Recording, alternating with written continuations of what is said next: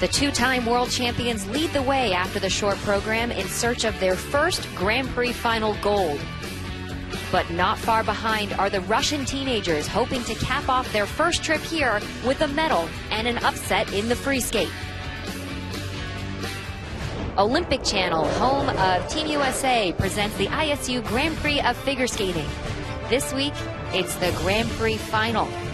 And the most prestigious event on the figure skating calendar at the end of every year is taking place this week in the beautiful city of Torino, Italy. The 2006 Olympic figure skating venue, the Torino Palavela, is the site.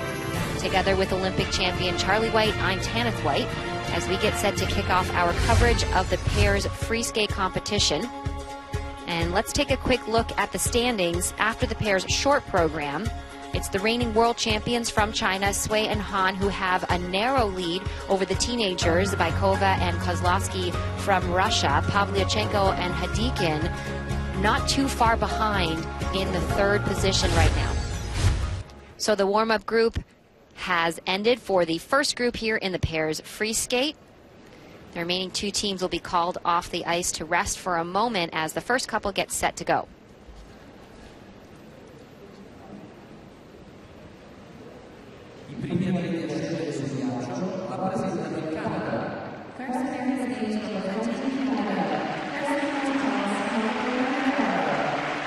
Leading things off today will be the reigning Canadian champions, who will be looking for some redemption in the free skate after a disappointing short program. It has them currently at the bottom of the standings. This Grand Prix series leading up to the final, however, has been the most successful of their careers internationally, so they still have some good momentum to ride if they can regroup and show their best skating today.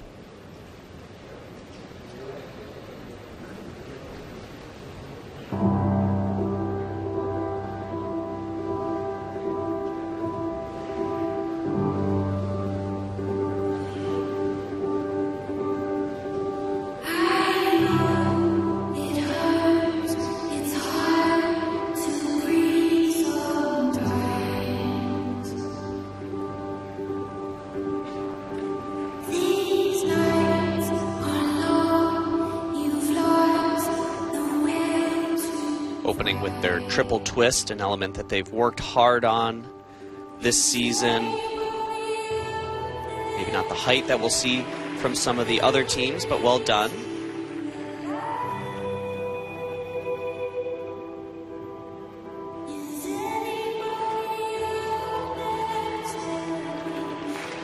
Very nice side-by-side triple sow, double toe, double toe.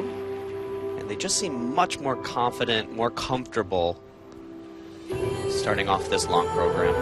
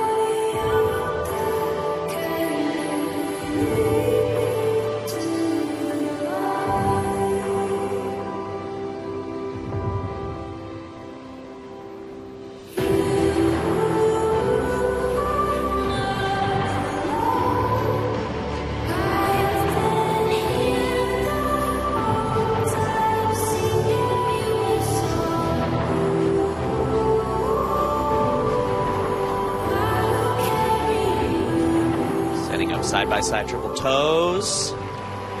Very nice.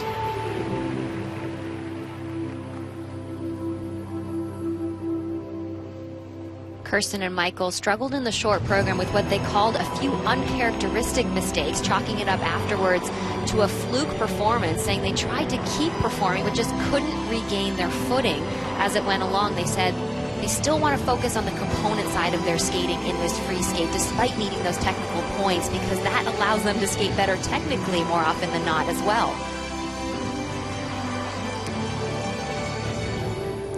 And he takes a fall, throwing her, not something that you see very often. Talk about fluke mistakes. That's got to be one of the biggest.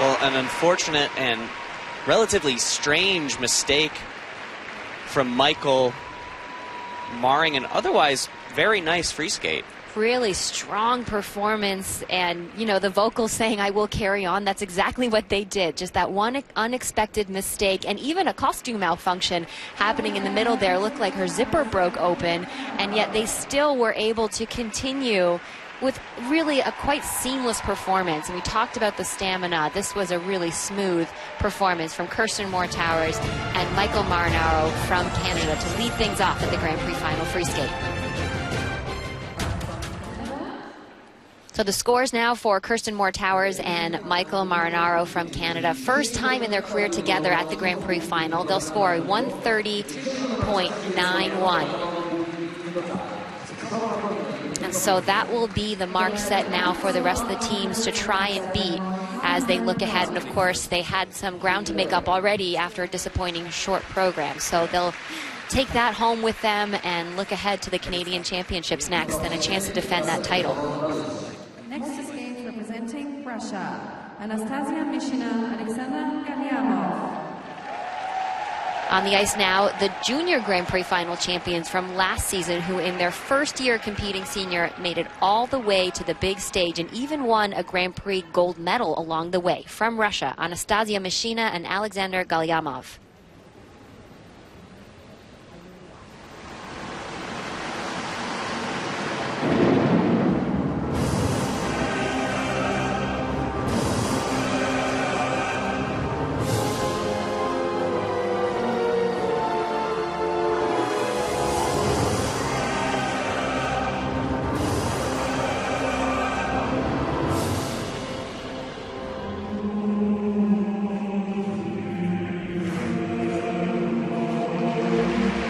Nice height on that triple twist.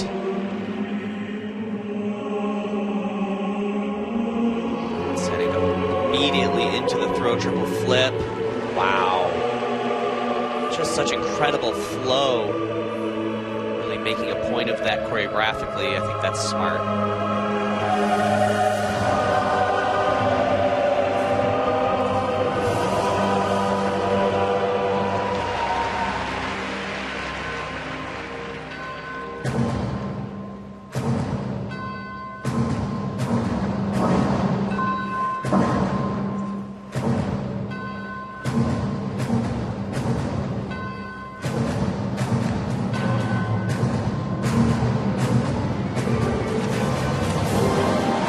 Side-by-side jumps out of the way early, but very well done, looking comfortable.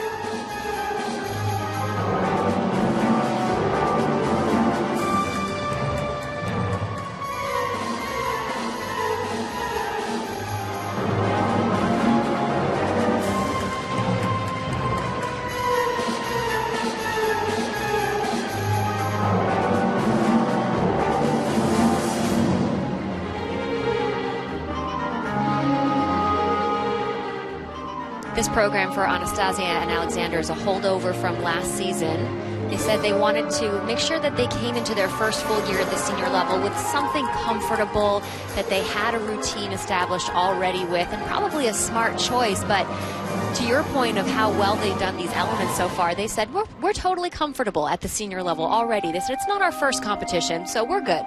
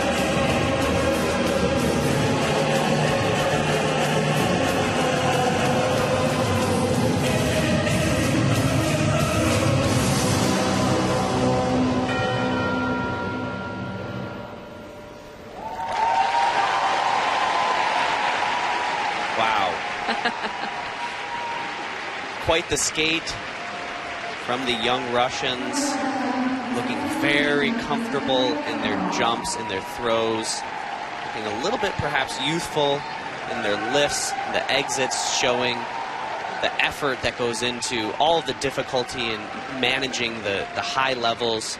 But overall, I think that they should be very happy with this. The proficiency with which they execute those jumps and the throws are just so impressive. No doubt world class in those moments and on those elements. And Russia, with no shortage of talent in pair skating, these two certainly among them. Mishina and Galyamov, young Russians. Anastasia Mishina and Alexander Galyamov, after such a strong free skate performance. Yes, they're still new to the senior ranks, so there's definitely room to improve, especially on those lift elements, as you pointed out, but some standout highlights to begin with. Yeah, and starting with their first element, that twist, just great height, wonderful extension from her on the landing. Really, it was the moments in between elements that I think that their youth shows up, just not looking entirely comfortable with the choreography. And these triple sow. Take a look at the landing here. Under-rotated. I think that's probably going to get downgraded. Yeah, Anastasia definitely under-rotated on that second landing. But yeah, no, I think a lot to be encouraged by, frankly. I think that for where they are in their career, in their trajectory, you know, it's easy for us to sit here and pick on them simply because of the field that they're in at the Grand Prix final. But some room to improve, and that's okay. That's part of the game. Here's a throw triple loop.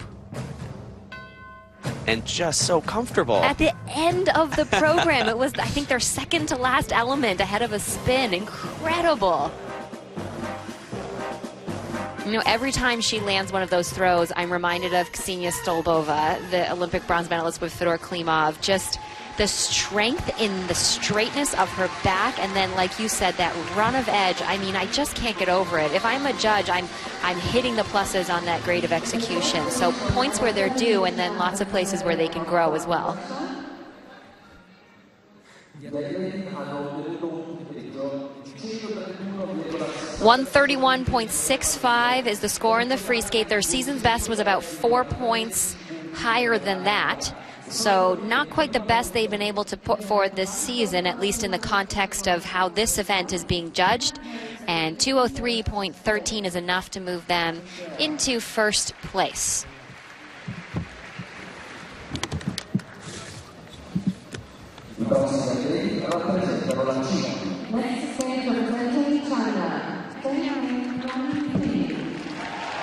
The reigning Grand Prix final silver medalist set to go now, and they will round out this first group of competitors here in the free skate. From China, Peng Cheng and Jin Yang. They were disappointed with their effort in the short program, said they felt tight and weren't really clean on a lot of elements, so lots of motivation here to regain some composure in the free skate.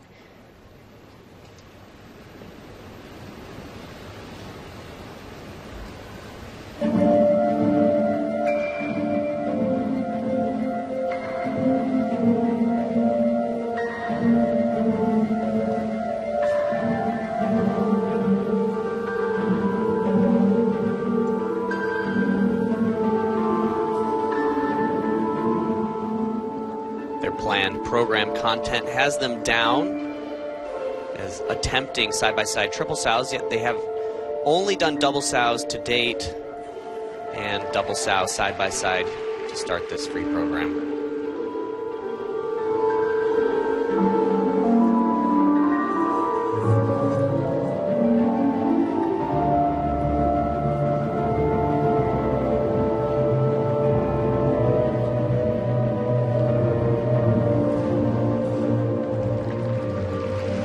Of the easier double sow side-by-side jump, very important that they land those side-by-side triple toe, double toe, which they did very nicely.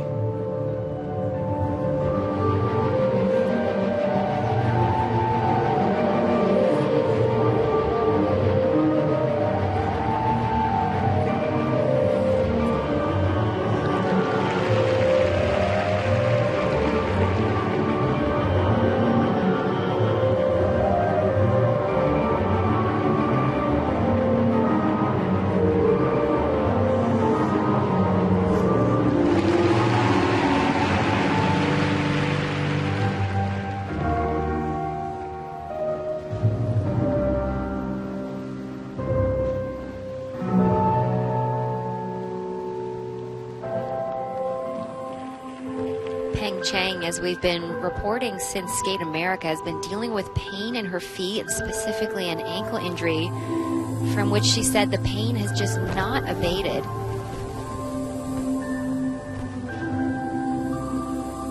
She doesn't expect that pain to go away until she can take some extended time off. So that's not likely to come until perhaps after this Grand Prix final, or maybe more likely the spring in the off season. So they'll have to decide if that's worth withstanding. Clearly not stopping them from a great performance so far.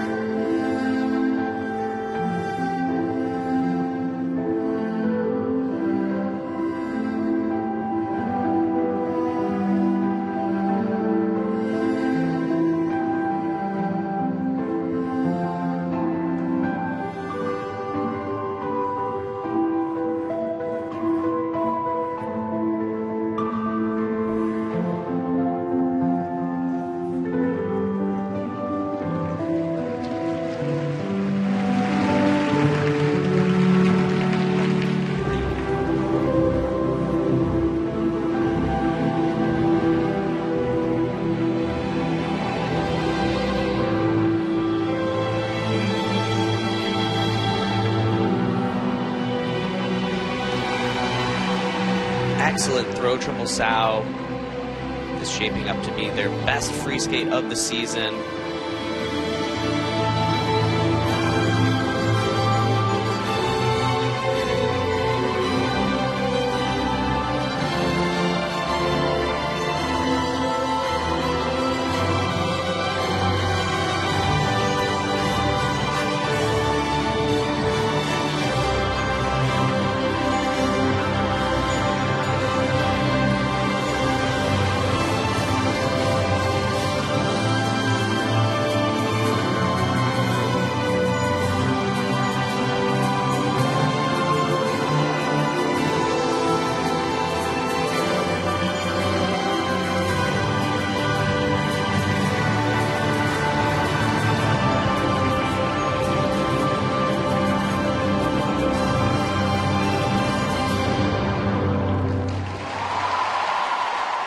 And an excellent performance. Wow. And you could see the look on her face coming out of that last position. Really, really something to be proud of. I think just there's a certain earnestness in the best of them that makes you want to cheer for them. And like you pointed out at the start of this competition, to be in this group, to have struggled in the short program, to skate with the freedom of really nothing to lose, that's exactly what I felt watching them today. And important to take a look in the top left-hand corner to see how their technical score compares to that of the Russian leaders. And the reality of those side-by-side jumping content. Absolutely, with only the side-by-side double sow, that's going to be a big hit, but their component scores should really help them. And part of that, too, I think, you know, the stark contrast in the last minute of that program with ending the program with those strong lifting elements and that great triumph. And Mishina and Galyamov also putting two lifts at the end and to very different effect. So you see some of that seniority here in these two. Yeah, it felt like the culmination of the entire program rather than just impressive lifts. So there are the double sows side by side. And that's planned. That's planned, and that's very rare for a top senior team to be able to, frankly, be successful with only doubles. But their other elements are very strong, and they've continued to improve their artistic qualities. Again, I feel very strongly this long program is a better vehicle for them than their short. As you said, the last minute of this program, I think, takes the program and makes it feel like something special, but I really actually enjoyed the slow part, even when they're at a stop and sort of necessary in this very difficult pair program to take a moment, take a break, take a breath. But it didn't feel like that. It felt like important choreography. It matched the music. Incredible height on that throw sow. Wonderful stretch and extension, holding on to the blade. Just one arm, all required for the level 4. And all of this made that much more impressive when you consider not only did this event not start the way they'd hoped in the short program, but before that, the airline actually lost Jin's luggage, didn't have his skates, couldn't practice for 5 days, and then get out on the ice for the short program. And Peng Cheng said, you know, even 3 days loss of practice time is huge, so 5 days altogether. Not ideal circumstances, and into first they go. A season's best 134.60, exactly as you said, Charlie. Their best performance of this program so far this year, and seeing the reward for that in the numbers.